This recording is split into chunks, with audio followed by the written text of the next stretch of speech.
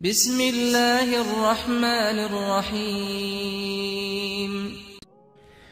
608 hadis ozunu tomen tutmakni boliginna Peygamberimiz aleyhissalatu vesselam neçik algasay edi kişinin muradın bittirmega.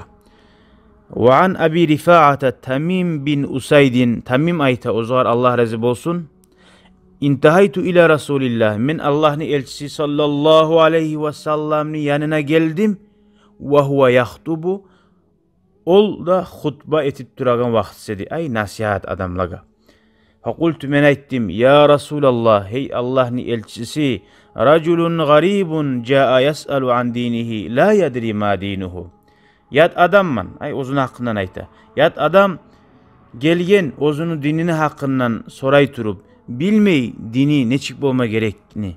Fa akbala aleyya o zaman Allah'ın elçisi mağa bağıp ve teraka hutbatahu uzu adamlagi etegen nasihatin koyup hatta taha ileyye meni yanıma geldi. Fa utiya bi kursiyin oğar Peygamber'e göramsı edebetip ashabılar oraya turgan kuyda nasihat etmesin al gelip şancal verdi. Faqa'ada aleyhi oğar olturdu. Ve ceale yuallimuni mimma allamahullah. Ozgar or bulgan Allahu Teala öğretken zatlardan mağa öğretme başladı. Summa ata hutbatahu fa atamma ahiraha. Son ozunu hutbasın o adamları etip duragan nasihatin son tamam etti ahırına yerli de bayta Ravahu Muslim. Bu görəsiz Peygamber aleyhissalatu vesselam көп adamını koyup nege bu adamga bardı? Nege tuğlese bu adam İslam dinine girmez ya. Bir adam İslam dinine girmez yamsa onu arka salmaya yaramay. Nege tuğlese adam oli kalip ola şu saatinde. Şu saali algasama tarık tangala geldi baytmey.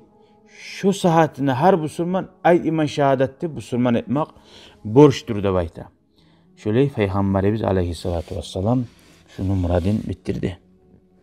Bu hadisten anlaşıldı. Cuma nasihat musada ne nasihat ete turan musada Müslüman bolmaz yaman nip aytı koysa bir adam şu yerde iman şehadet saldırmak.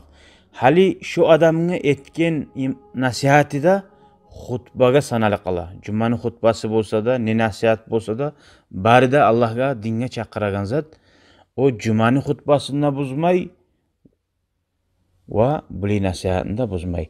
Peygamberimiz aleyhissalatu vesselam bizge ulgudur. Şöyle her Müslüman kardeşlerini muratların bittirmega, boldurmaga algasamak yaxşidir. Nasihat etegenine yurma yarayganı da anlaşıldı ve okuyda oturmada yarayganı da anlaşıldı bir yerlerine. Velhamdülillah. Vesselamu aleyküm ve rahmetullah.